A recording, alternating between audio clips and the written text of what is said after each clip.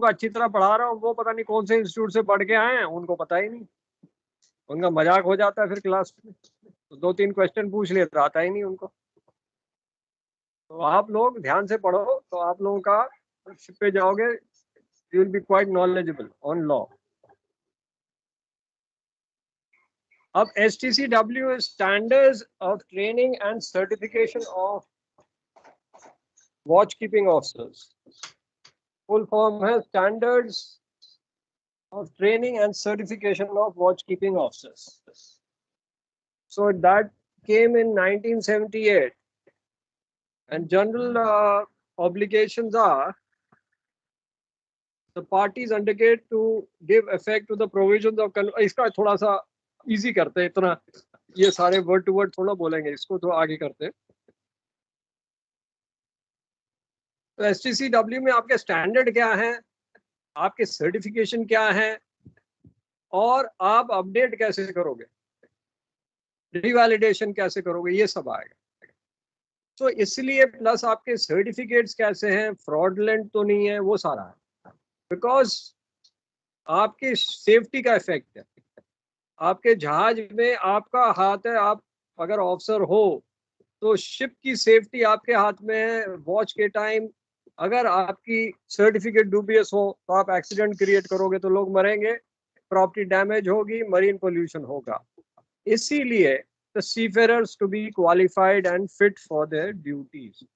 Medical standard क्या है वो भी इसमें आएगा, COC क्या होगा वो भी इसमें आएगा, क्या क्या स्टैंडर्ड्स आपके मेंटेन होंगे वो भी इसमें आएगा, क्या क्या कोर्सेज करने हैं उसको मेंटेन करने के लिए वो भी इसमें आएगा। So certificate issued and endorsed by the flag state for masters, officers, GMDSS in accordance with the chapter 2, 3, 4 or 7 entitles the lawful holder to serve in capacity and perform the functions as per the responsibilities specified in the COC। जिसके लिए आप लग रहे हो, आप COC लेने के लिए तो एग्जाम दे रहे हो। फिर आता है सर्टिफिकेट ऑफ प्रोफिशिएंसी, वो होता है like certificate of proficiency for civil craft, so that's a certificate other than certificate of competency stating the relevant requirements of training, competencies or seagoing service in convention। certificate मतलब आपके पास certificate है। seagoing means a ship other than those which navigate exclusively in inland waters or in waters within or closely adjacent to sheltered waters, उनको छोड़ के बाकी जहाज है seagoing। Radio regulations cover all official documents required under STCW, which include certificates of competency, endorsement, certificate of proficiency, documentary evidence showing the requirements to be met, and the application will be new technology, क्योंकि अब STCW 2010 हुआ Manila में, so that referred to new technology which was ECDIS। पुरानी technologies जो direction finder थी, डेका, लोरैन, ये सब phase out हो गया। पहले ये होता था आपके पोजीशन फाइंडिंग के लिए। देन इनकंसिस्टेंसीज मतलब जो पुरानी चीजें होंगी which are not consistent, interpretations, outdated provisions, उनको हटा लिया गया। एंड आपका सर्टिफिकेशन चैप्टर 1 में आता है which will require the specific requirements of offshore and short sea shipping. Plus ILO के मैरीटाइम MLC को जो है उसको अमेंडेड STCW के साथ हार्मोनाइज किया जाएगा। तो certificates for masters officer and rating should be up, rating की भी आ गई है सर्टिफिकेट, तो आपको पता होगा STCW 2010 के बेसिस में रेटिंग्स के भी एग्जाम होंगे और रेटिंग्स का भी COC होगा। So they have to meet the requirements of service, age, medical fitness, training, qualification and examinations as per the provisions of this annex.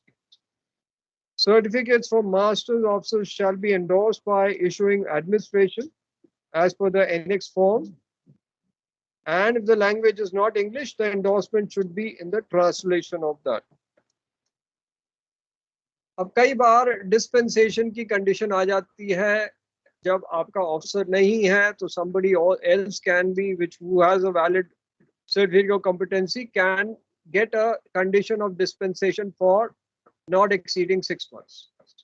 So in that circumstances of exceptional necessity, and if it does not cause danger to the person's property or the environment, then आपको dispensation issue किया जाएगा to serve for a period not more than 6 months, other than that of radio officer, for which he does not have to hold appropriate certificate. Dispensation shall not be granted to master or chief engineer, except in force majeure, and that also may be for very short time, that is 1 day, 2 day or 3 day, not 6 months. Short time में dispensation मिल सकता है. Master death हो गई, फिर क्या करोगे? जब एक केस हुआ था, I was at Chennai anchorage, तो we were at anchor, I think I was in Prafulla, that was SCI container ship, that was cadet ship, we were cadets there, and दूसरा जो जहाज था वो अंदर जाना था उसको, लेकिन एंकर पे था, तो मास्टर चला गया था शोरली और by boat he had gone.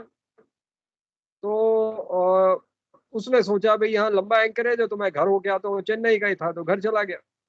अब सडनली वो ऑर्डर आ गया कि बर्थिंग करनी है, तो वो भाग के आया कि भाई बर्थिंग करनी है.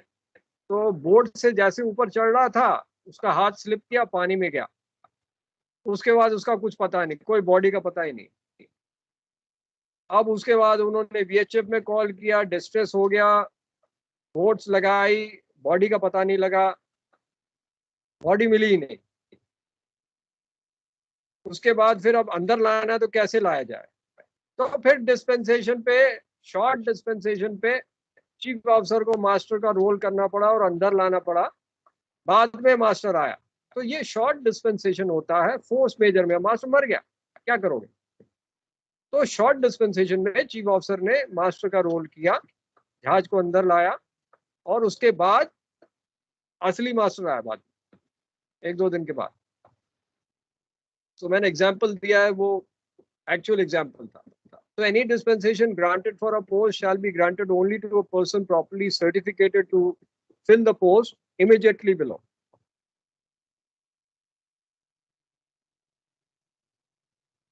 तो ये था आपका एंडोर्समेंट एंड डिस्पेंसेशन. अब आगे करते हैं STCW एंड PSC का क्या रोल है. So STCW when in ships when in port, they are subject to port control, port state control this checks to verify that seafarers जो जहाज पे हैं, they have necessary certification or hold valid dispensation. So a ship which extends its voyage beyond what is defined as near coastal voyage by party shall fulfill the requirements of convention without relaxation allowed for near coastal voyages.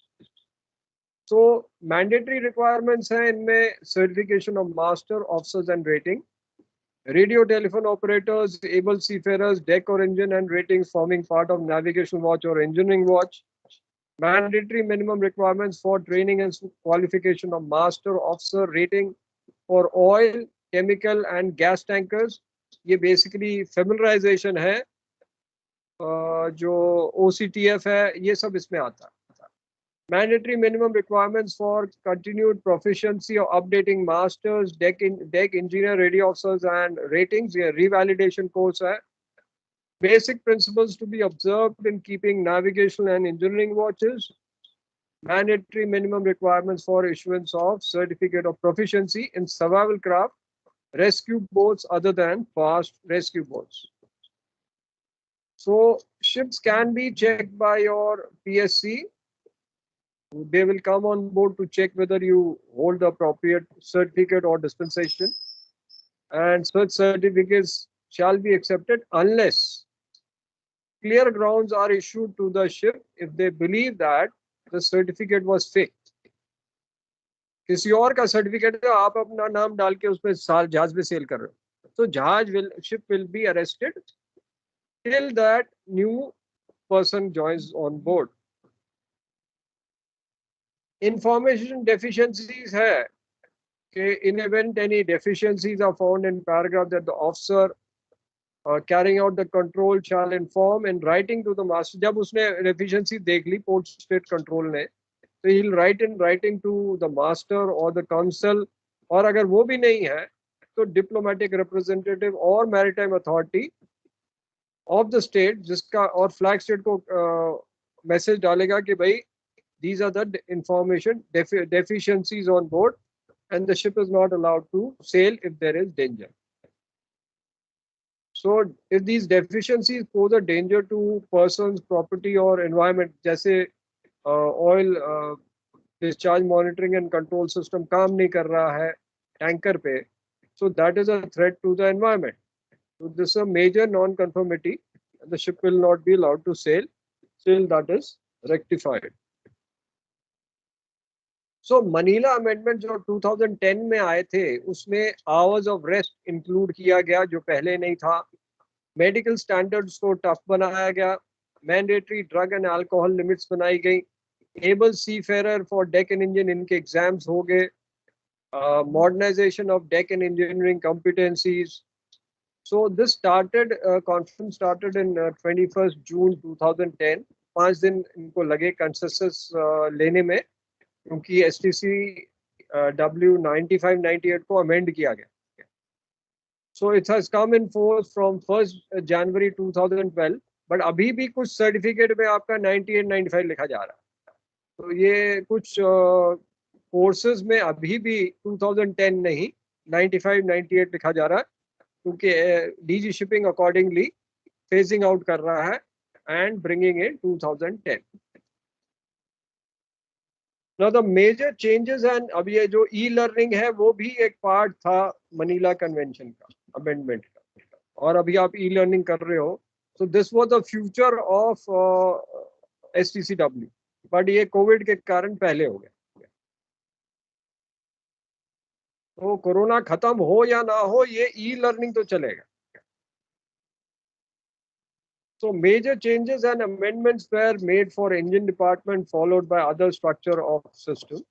और इसमें important changes था, one revalidation for higher and managerial level officer for COC issued by any governing authority. Number 2 was new improved training guidance for crew and officers serving on board. Number 3 was new requirements for MARPOL awareness, जिसमें leadership and teamwork था. 4 was stringent measures for preventing fraudulent certificate of competencies, क्योंकि लोग नकली बना के घूमते थे जहाज पे, उसको प्रिवेंट करना था. इसीलिए इंडोस नंबर भी आएगा, पहले इंडोस नंबर नहीं था तो फ्रॉडुलेंट COCs आ जाते थे. तो इंडोस नंबर भी was part of this to prevent fraudulent COCs. Then आया आपका रेस्ट ऑन बोर्ड, अब 77 आवर्स हो गया था, पहले 70 आवर्स था. नंबर 6 वॉज बत्ती साहब जो अब बन गए थे इलेक्ट्रो टेक्निकल ऑफिसर, अब इनका नाम थोड़ा अपग्रेडेड हो गया था, वो इलेक्ट्रो टेक्निकल ऑफिसर हो गए थे. और वो वैसे बत्ती साहब नहीं होंगे, अप्रूव ट्रेनिंग और COC उनके पास भी है. फिर 7 more facilities, better training for junior engineer and cadet to tackle the problem of shortage. 8 will be updated drug and alcohol policy and stringent medical examination. 9 is the requirement of able seamen for COC for boarding the ship. That means seamen and in oilmen, in सबके अपने COC होंगे. 10 will be ECDISC, introduction हो गया, and that is mandatory on board now. 11 is stringent competency norm for ship staff serving in tanker, gas and chemical tankers. 12 is new improved requirement for ISPS training and training for tackling the situation of piracy attack. 13 is inclusion of modern training methods जो अभी हम कर रहे हैं, distance learning, web based learning जो अभी हम कर रहे हैं. ये STCW में था लेकिन इम्प्लीमेंट होने में इतने साल लग गए. 14 is new training regulation for ship staff in polar waters and DP vessels जो जा रहे हैं उनके लिए नया training requirement and initiative by IMO to cope up with shortage of seafarers as per Go to Sea campaign. तो ये rest hours का तो इसके बाद कराएंगे, तो अभी मैं इसको नहीं करूँगा। तो STCW तो बेसिक आपको समझाना था, वही करवाया है। अब कराते हैं व्हाट इज रेस्ट आवर्स, उसके बाद ये फ्लो चार्ट दिखाएंगे।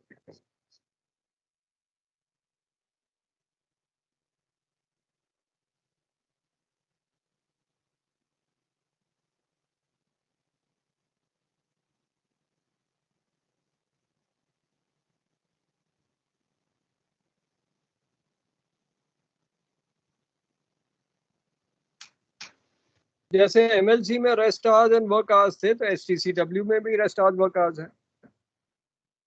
तो कई बार आपके शिप में दोनों को अलग अलग भर के देना पड़ता है, क्योंकि दोनों के अंदर के कंडीशन थोड़े चेंज्ड हैं।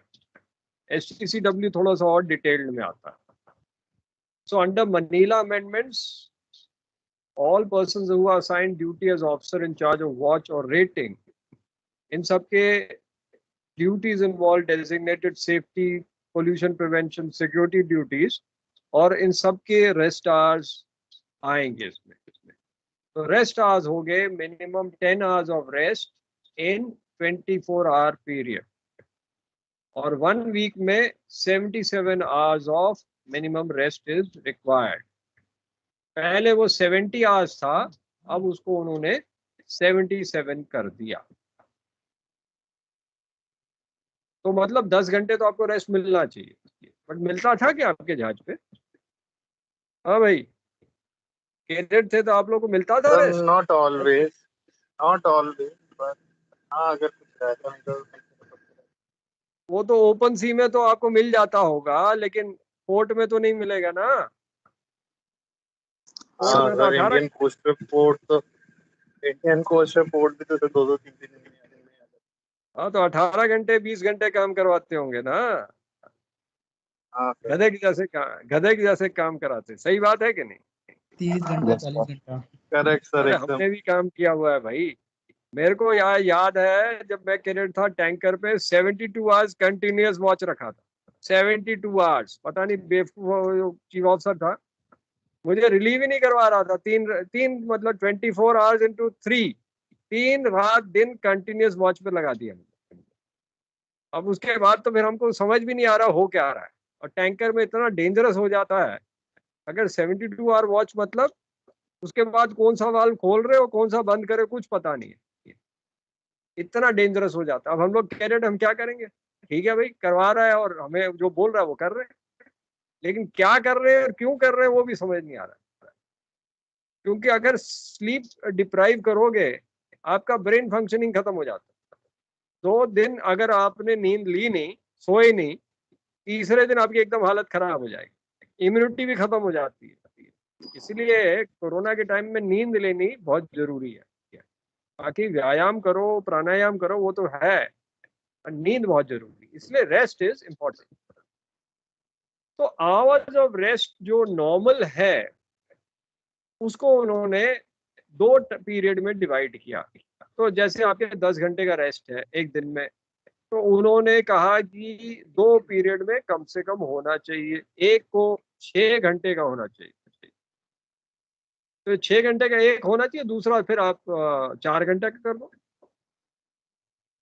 10 घंटे का तो आपको रेस्ट होना चाहिए। And interval between consecutive period of rest shall not exceed 14 घंटे। मतलब अभी आपने एक रेस्ट दिया, उसके बाद दूसरा रेस्ट पीरियड के बीच में 14 घंटे से ज्यादा कंटिन्यूस काम नहीं करना। तो interval between 2 periods of rest shall not exceed 14 hours. लेकिन इसमें एक्सेप्शन है, और वो एक्सेप्शन MLC में नहीं है।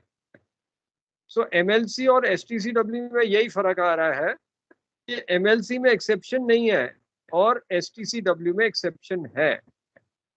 एक्सेप्शन ये है कि सर्टेन टाइम में आपको रेस्ट पीरियड इन 1 वीक को 70 घंटे से कम, मतलब 77 से 70 घंटे तक ला सकते हैं, नॉट लेस देन 70 आवर्स।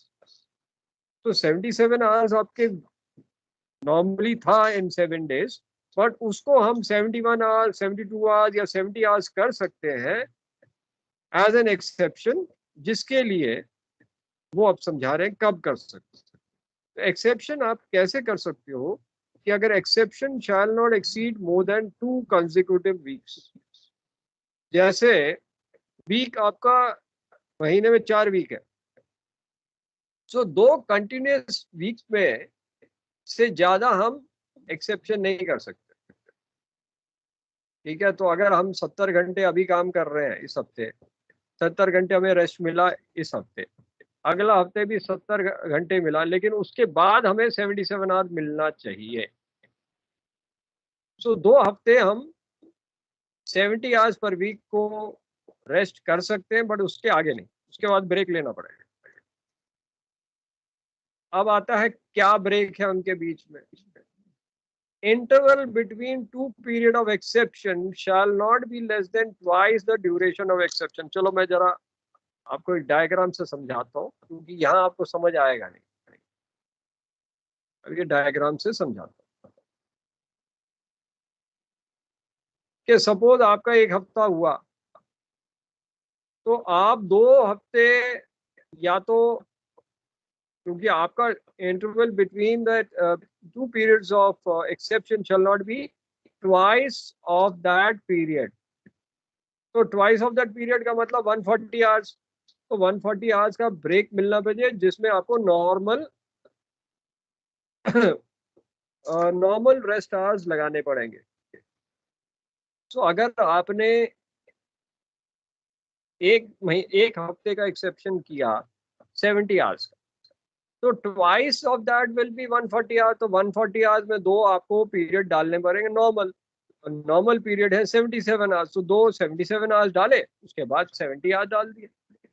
या तो हुआ कि आपने 1 हफ्ता एक्सेप्शन किया। तो अगर आपने 2 हफ्ते एक्सेप्शन किया, जैसे first week and second week, अब ये कंसेक्यूटिव है, इसके बाद तो ब्रेक लेना पड़ेगा। तो 2 हफ्ते का डबल क्या हो गया, 140 इंटू 2 280 आवर्स। इसका मतलब 4 हफ्ते हमें नॉर्मल करना पड़ेगा, उसके बाद फिर एक्सेप्शन आवर्स करना है। ये समझ आया कि नहीं? ये 2 डायग्राम समझ आए? Yes sir. उसके बाद वो पॉइंट करेंगे कि अगर 1 हफ्ता किया, जैसे ये वाला पहले करते हैं, 1 हफ्ता किया तो 2 हफ्ते हमें नॉर्मल करना है। ये तो एक्सेप्शन था, तो 2 हफ्ते नॉर्मल करके हम फिर एक्सेप्शन ला सकते। या अगर हमने 2 हफ्ते एक्सेप्शन किया, इससे ज्यादा नहीं कर सकते लगातार, कंसेक्यूटिव मतलब लगातार, तो 2 हफ्ते हमने 70 आवर्स किया, उसके बाद 4 हफ्ते हमें नॉर्मल करना पड़ेगा। तो minimum required interval for next exception है 4 हफ्ते का, इसमें 4 हफ्ते हमें नॉर्मल करना पड़ेगा, उसके बाद फिर आपका नेक्स्ट अलाउड एक्सेप्शन आएगा। ये आपको समझ आया कि नहीं आया, ये दोनों कंडीशन? क्योंकि उसके बाद वो टर्म पे आएंगे। ये समझ आया? एक बार और बताओ। हाँ भाई, समझ आया कि मैं एक बार और बताएं? चलो वापस से ऐसे करता है, जो वो जो टर्मिनोलॉजी है वो उससे फिर वापस इधर आते हैं। पहला हमने क्या बताया था कि exception will not extend for more than 2 consecutive weeks. इसमें मतलब पहला हफ्ते 70 घंटे, उसके नेक्स्ट घंटे 70 घंटे, उसके नेक्स्ट घंटे हम 70 नहीं कर सकते, तीसरे हफ्ते नहीं कर सकते। 2 हफ्ते लगातार करने के बाद हमें नॉर्मल 77 आवर्स लाना पड़ेगा। Number 2, interval between 2 period of exception, मतलब एक हफ्ते की एक्सेप्शन की, तो दूसरा एक्सेप्शन कब होगा, वो not less than twice the duration of exception. अब इसमें बता रहा हूँ, ये पूरा एक बार और सुन लो। Interval between 2 period of exception shall not be less than twice the duration of exception. तो मैंने 1 हफ्ते एक्सेप्शन की 70 घंटे, इसका ट्वाइस क्या हो गया, 140 आवर्स। इसका मतलब 2 हफ्ते मुझे नॉर्मल रखना है, नॉट लेस देन ट्वाइस, मतलब 140 घंटे से कम नहीं हो, उससे ज्यादा हो सकता है। तो ये हो जाता है 77 इंटू 2, 154 हो जाता, तो वो 140 से तो ज्यादा ही है ना, कम नहीं है, not less than twice of 70 is 140, so 154 is greater than 140 which is allowed. तो 2 हफ्ते आपने नॉर्मल किया, उसके बाद एक्सेप्शन किया। नेक्स्ट कंडीशन आती है, 2 आपने हफ्ते एक्सेप्शन किया, इससे ज्यादा हम नहीं कर सकते कंसेक्यूटिवली, 2 हफ्ते से ज्यादा नहीं कर सकते, उसके बाद हमें नॉर्मल करना पड़ेगा। तो कितना गैप रखना है? Not less than twice the duration of exception. इसका मतलब 70 इंटू 70, 17 प्लस 70, 140 इंटू 2, 280 आवर से कम गैप नहीं होना चाहिए बीच में। इसका मतलब हमें नॉर्मल करना पड़ेगा 77 आवर्स। 77 इंटू 4 जो है वो 280 से कम नहीं है। इसका मतलब ठीक है, 4 हफ्ते हम नॉर्मल करेंगे, उसके बाद एक्सेप्शन करेंगे। ये अब क्लियर हुआ कि नहीं हुआ? ये क्लियर हुआ कि नहीं? अभी भी डाउट है? No sir. क्लियर हो क्लियर गया। हो गया? अच्छा ठीक है। Yes sir. तो इसी पॉइंट में लोग घबरा जाते हैं लोग कि वो क्या है, इसीलिए डायग्राम दिखाना जरूरी है। अब तीसरा पॉइंट क्या है, क्योंकि इसको रट्टा मारने से पहले आपको समझना पड़ेगा ना, तभी तो रट्टा मारोगे। रट्टा मार लो, समझ आया नहीं तो कुछ और लिख दोगे। अब रेस्ट पीरियड को एक्सेप्शन में 3 पीरियड में डिवाइड कर सकते हैं। नॉर्मल में तो हम 2 पीरियड डिवाइड कर रहे थे, एक 6 और एक 4। तो इसमें हम 3 पीरियड में डिवाइड कर सकते हैं, जिसमें 6 घंटे का एक पीरियड है, और बाकी जो बचा 2 पीरियड, उसमें एक जो होगा रेस्ट आवर वो 1 घंटे से कम नहीं होगा। तो दूसरा हो गया आपका 3 घंटे का। 1 घंटे का 6 घंटे का एक दिया, 3 घंटे का एक दिया, और 1 घंटे का एक दिया। 3 भाग में हम डिवाइड कर सकते हैं रेस्ट पीरियड। अच्छा, the interval between consecutive periods of rest shall not exceed, तो कंसेक्यूटिव पीरियड ऑफ रेस्ट के बीच में 14 घंटे से ज्यादा गैप नहीं होगा। और एक्सेप्शन जो होगा वो 2 24 घंटे पीरियड से ज्यादा नहीं होगा हफ्ते में। इसका मतलब कंटिन्यूस की बात नहीं कर रहे हैं, आपने पहले हफ्ते में 3 पीरियड में डिवाइड कर लिया, दूसरे हफ्ते भी 3 पीरियड में डिवाइड कर लिया, कोई बात नहीं, लेकिन आपको बाकी दिन आपको 2 पीरियड में ही डिवाइड कर सकते हैं, 6 और 4 में। 3 पीरियड में नहीं कर सकते। या तो पहले हफ्ते कर सकते हैं या आखिरी हफ्ते कर सकते हैं, मतलब 2 24 आवर पीरियड, चाहे वो कंसेक्यूटिव हो या ना हो, वो नहीं दिया। ये आपके 5 एक्सेप्शंस हैं जो STCW रेस्टार्स में है और MLC में नहीं है। MLC में ये रेस्टार्स का जो एक्सेप्शन है वो नहीं है। सो न्यू IMO रेस्टार्स जो है entered into force in January 2012 and seafarers को अपना रिकॉर्ड मेंटेन करना है rest hours and work hours का at least once in a month to ensure that minimum rest hours are stipulated. अब क्या है कि इमरजेंसी में या ओवरराइडिंग ऑपरेशनल कंडीशन में रेस्ट आवर्स को नहीं मेंटेन करना। अब आप नहीं कह सकते कि भाई हम 77 आवर ही देंगे, अगर कोई आग लग गई जहाज में या पोल्यूशन हो गया तो उसमें आप इसको ओवरराइड कर सकते हैं रेस्ट आवर्स को, और आपको कंपनसेटरी ब्रेक भी नहीं मिलेगा। नहीं तो अगर आपकी बोट ड्रिल फायर ड्रिल हुई उसके लिए कंपनसेटरी ऑफ मिल जाता है, बट इसमें नहीं मिलेगा। ओवरराइडिंग ऑपरेशन कंडीशन क्या है? It is only essential shipboard work which cannot be delayed for safety or environmental reason, or which could not be reasonably anticipated at commencement of voyage. रास्ते में tsunami आ गया जिसको आपको पता ही नहीं है, तो ये तो इमरजेंसी आ गई, तो उसके लिए तो जो करना है वो करोगे, उसके लिए रेस्ट आवर्स का चक्कर खत्म, ओवरराइड कर सकते हैं। So muster list, musters, fire drill, boat drill, drills prescribed by national laws, international instruments shall be conducted in manner to minimize the disturbance of rest period, and masters can give compensatory off for that. But in case of any collision, grounding, oil pollution, all those things, your rest hours can be overridden. ये आपको बता दिया. तो जैसे यहाँ दिया है कि अगर आपका ड्रिल हो रहा है, so your timings or work hours, is the vessel complying with work rest hours? Yes, then no further action. No, then will the vessel comply if the drill timings are considered as rest hours? Yes, then mark the drill as work hours and state the reason for non-compliance of drill and training. Vessel is considered to be complying with rest hours and not further action required.